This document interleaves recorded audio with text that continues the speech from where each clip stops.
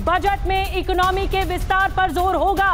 5 trillion economy का road map होगा, ये जानकारी मिल रही है और ये बताया जा रहा है कि 5 ट्रिलियन इकोनॉमी के लक्ष्य तक पहुंचने के लिए इसे रोड मैप के तौर पर इस बजट में पूरा रोड मैप रखा जाएगा।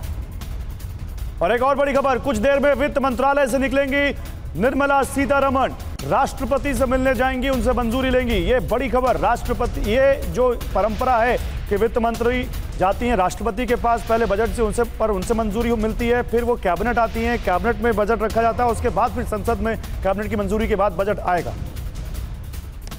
अब क्या आज इनकम टैक्स में बड़ा ऐलान हो सकता है? इस पर हमारी नजर है, एक्सपर्ट से सीधा सवाल भी करेंगे। उससे पहले बड़ी खबर आपको बता रहे हैं, क्योंकि अब बजट में टैक्स स्लैब बढ़ाया जा सकता है, नौकरी पेशा लोगों को मिल सकती है राहत। ये बड़ी खबर इस वक्त सामने आ रही है और जिस तरीके से लगातार एक्सपर्ट्स के साथ हम सवाल कर रहे हैं कि आखिर इनकम टैक्स पर बड़ा ऐलान क्या संभव है। और एक और बड़ी बात ये कि आज बजट में क्या टैक्स स्लैब को लेकर भी कोई बड़ा ऐलान हो सकता है, बस कुछ ही देर में ये साफ हो जाएगा। लेकिन आपको दिखाते हैं मौजूदा टैक्स स्लैब में न्यू टैक्स रिजीम कैसा है। नई टैक्स व्यवस्था में 0 से 3 लाख तक कोई टैक्स नहीं है, फिर 3 से 6 लाख तक 5% टैक्स लगता है, 6 से 9 लाख तक 10% की दर से कर चुकाने का प्रावधान है। वहीं 9 से 12 लाख वालों के लिए 15% टैक्स देना होता है, 12 से 15 लाख को 20% और 15 लाख से ऊपर आय वालों को 30% चुकाना पड़ता है। हालांकि आपकी आय 7 लाख तक है तो टैक्स रिबेट हो जाता है, यानी आपको कोई टैक्स नहीं देना होता है। और ये आपको टैक्स रिजीम के बारे में बता रहे हैं। बिल्कुल, और सवाल है कि क्या इस बार बजट में नई टैक्स व्यवस्था में स्लैब के अंदर कोई बदलाव किया जा सकता है। ये सवाल इसलिए क्योंकि 1 अप्रैल 2020 से नई टैक्स व्यवस्था लागू की गई, लेकिन बजट 2023-24 के दौरान इसमें कुछ बदलाव भी किए गए, जैसे 7 लाख तक की आय टैक्स फ्री कर दी गई। इसके अलावा 50,000 का स्टैंडर्ड डिडक्शन भी शामिल किया गया। वही बेसिक टैक्स छूट की सीमा को 2.5 लाख से बढ़ाकर 3 लाख किया गया। अब सवाल है कि क्या क्योंकि सरकार का फोकस नई जो टैक्स रिजीम है उस पर ज्यादा है तो इसी में कुछ बदलाव होंगे, या जो जिनके पास पुरानी टैक्स रिजीम है उनको भी सरकार कुछ राहत देगी। बिल्कुल। और अब आपको दिखाते हैं बजट से नौकरी करने वाले क्या उम्मीद रखते हैं। नौकरी पेशा लोग, उनकी मांग क्या होती है। नौकरी पेशा को नई टैक्स व्यवस्था में बदलाव, स्टैंडर्ड डिडक्शन में बढ़ोतरी की आस है, क्योंकि न्यू टैक्स रिजीम में 7 लाख तक आय पर कोई टैक्स नहीं लिया जाता। स्टैंडर्ड डिडक्शन भी 50,000 मिलता है इसमें, लेकिन इस सीमा को पार करते ही वो टैक्स के दायरे में आ जाते हैं। यानी सैलरी 8 लाख हो तो करीब 30,000 रुपए से ज्यादा का टैक्स चुकाना पड़ता है। ऐसे में सवाल है कि नौकरी पेशा पुरानी कर व्यवस्था से नए में क्यों आए, ये एक सवाल बना हुआ है। और नई टैक्स व्यवस्था में पुरानी जैसी छूट क्यों नहीं मिलती, तो नई टैक्स व्यवस्था को लेकर सवाल है। जो नौकरी पेशा लोग हैं वो पुरानी व्यवस्था के साथ बने रहना चाहते हैं, ये मांग भी रहती है। बिल्कुल। और हमारे साथ देखिए जाने माने सीए सुनील गर्ग भी ज्वाइन कर चुके हैं आज टैक्स एक्सपर्ट, तो जल्दी से उन्हीं से बात कर लेते हैं। निधि, हमारे साथ सुनील जी हैं। सुनील जी, पहले तो आपका स्वागत है टीवी 9 भारतवर्ष पर। मुझे ये बताइए, टैक्स को लेकर बड़ी बातें हो रही हैं, आप तो टैक्स पर बहुत बात करते हैं टीवी पर, क्या आपके पास खबर है या क्या आप कहना चाहते हैं हमारे व्यूअर्स? मैं उम्मीदें नहीं पूछ रहा हूं, आप कहना क्या चाहते हैं, क्या बताना चाहते हैं? देखिए गौरव, मुझे लगता है कि ये जो बजट होगा ये कोर्स करेक्शन का बजट होगा। पिछले 10 साल में सरकार ने एक टैक्स पॉलिसी को फॉलो किया है और पिछले 4 साल पहले जब नई टैक्स रिजीम लाए थे, सरकार की बहुत कोशिशों के बाद भी वो टैक्स रिजीम नई वाली कोई लोग अपना नहीं रहे हैं, बाई फोर्स आप अपना रहे हैं। उसका कारण है उसमें कॉन्ट्रडिक्शंस बहुत ज़्यादा हैं। आप देखिए कि आप हमेशा सैलरीड एम्प्लॉई या जो हम नौकरी पेशा कर्मचारी है वो कुछ उम्मीद करता है सरकार से कि भाई मुझे कोई ना कोई राहत आप दीजिए। आपने एचआरए की छूट खत्म कर दी, एक तरफ तो आप कह रहे हैं कि मकान देंगे 3 करोड़ लोगों को और एचआरए की आप छूट खत्म कर रहे हैं।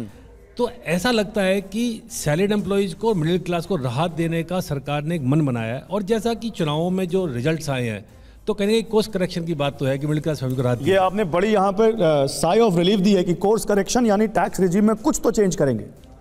नहीं, मुझे लगता है कि ओवरहॉलिंग की जरूरत है टैक्स रिजीम में। आप एक जो भेड़चाल चली जा रहे हैं कि आप सोचते हैं कि 2.5 लाख या 3 लाख का स्लैब में रख दिया और 7 लाख तो हम कोई टैक्स नहीं ले रहे, ऐसा नहीं है।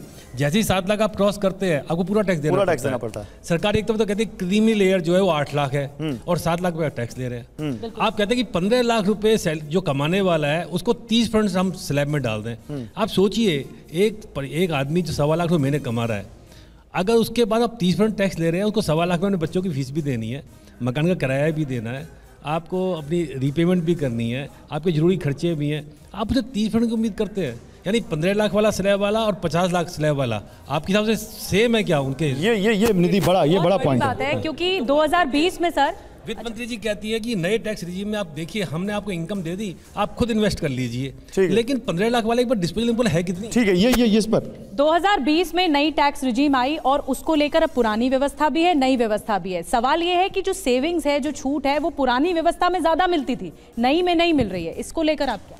लेकिन देखिए, ये फिलॉसफी थी सरकार की और ये सैद्धांतिक रूप से इस बात का फैसला किया गया और इसीलिए दुविधा है टैक्स रिजीम को लेकर। सरकार ये चाहती है कि बचतों की जिम्मेदारी आप खुद उठाएं, आपको अपनी जिम्मेदारी, हम टैक्स की स्लैब या टैक्स की दरें कम रखेंगे, बचत को प्रमोशन नहीं देंगे और उसका नुकसान भी हुआ। अगर आप भारत की बचत दर को देखें पिछले 5-6 साल में, तो फाइनेंशियल सेविंग्स तेजी से गिरी हैं, क्योंकि भारत में लोग प्रोत्साहन के आधार पर बचत करते थे और 80C जो सबसे महत्वपूर्ण धारा थी इनकम टैक्स की, जिसमें बचत को प्रोत्साहन दिया जाता था, सरकार ने उसे पीछे छोड़ दिया, उसमें कोई बदलाव नहीं किया। लेकिन अब यहां 2 बड़ी दुविधाएं हैं। वित्त मंत्रालय नए इनकम टैक्स एक्ट की तैयारी कर रहा है, जिसके पर एक वर्किंग ग्रुप भी बनाया गया है। क्या उसके आने तक इंतजार किया जाएगा इनकम टैक्स व्यवस्था को ओवरहाल करने का और ये 2 व्यवस्थाएं चलने दी जाएंगी? हम हर बजट से पहले ये सोचते हैं, देखते हैं कि शायद सरकार इन टैक्स की व्यवस्था में कोई बदलाव करेगी, लेकिन ऐसा नहीं लगता। लेकिन अंशुमन जी, अभी तक का जो ट्रेंड रहा है, सरकार न्यू टैक्स रिजीम को ज्यादा प्रमोट करती दिखती है और ओल्ड, ऐसा लगता है कि वो phase wise old tax regime को हटाना चाहते हैं। क्या इसी तरफ ये ट्रेंड इस बार भी होगा? न्यू टैक्स रिजीम सरकार के फोकस में है और वो डिफॉल्ट टैक्स रिजीम बनी हुई है, जहां जो क्रिटिकल गैप है, जहां जिसकी उम्मीद की जा सकती है। अब दुविधा यही है कि वित्त मंत्री को इस चुनाव के बाद ये सारी चीजें डिस्कस करके तैयारी का समय मिला कि नहीं मिला। 9 से 12 लाख वाले स्लैब में बदलाव किया जाए या 15 लाख से ऊपर वाले स्लैब में बदलाव किया जाए। अगर आप 15 लाख से ऊपर वाले स्लैब को बदलकर उसको 30 लाख की इनकम कर देते हैं, तो ऊपर के इनकम के, हायर इनकम के लोगों को फायदा होगा, लेकिन अगर आप बीच के हिस्से में करते हैं तो मिडिल क्लास को फायदा होगा। दोनों में से कोई एक बदलाव करने का प्रस्ताव था। लेकिन अगर आप सरकार का रेवेन्यू कलेक्शन देखें इनकम टैक्स का, तो बहुत अच्छा है। वो कहीं से सरकार को इस बात के लिए प्रेरित नहीं करता। रेवेन्यू कलेक्शन की बात आती है, पर लोग, जो आम लोग, जो नौकरी पेशा लोग हैं, वो तो उम्मीद करते हैं कि उनको सेविंग्स में मिले, छूट मिले, ज्यादा मिले नई टैक्स रिजीम में। नहीं, तो वो सब जिन पर जो इनकम टैक्स डिपार्टमेंट की अपनी फिलॉसफी हुई है कि जिनको सेविंग करनी वो पुरानी टैक्स रिजीम में रहे, वहां उनको है। जहां क्रिटिकल गैप दिख रहा, मैं बता रहा हूं, वो गैप है हाउसिंग को लेकर। हाउसिंग के प्रमोशन के लिए जो इंटरेस्ट के ऊपर टैक्स एग्जम्पशन मिलता है, उसे बढ़ाए जाने की जरूरत है ताकि लोग मकान खरीद सकें।